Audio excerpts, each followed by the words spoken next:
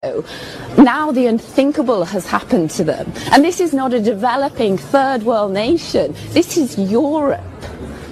It's really emotional for me because I see European people with blue eyes and blonde hair being killed, children being killed every day with Putin's missiles.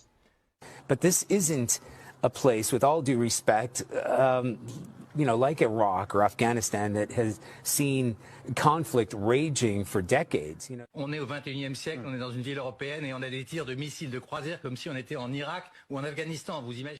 Glued to the TV all weekend, watching all the news, everything.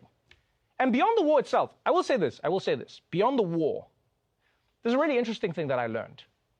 And that is, a lot of people on TV didn't expect a war like this to happen in, let's say, certain neighborhoods. This is not a developing third world nation. This is Europe. These are prosperous middle-class people. These are not people trying to get away from areas in North Africa.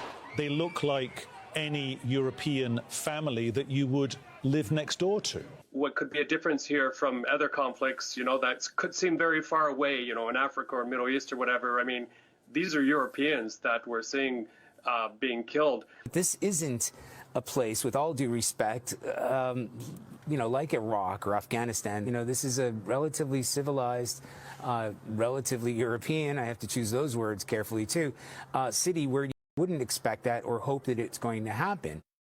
Wow. That was you choosing your words carefully? That was the careful version?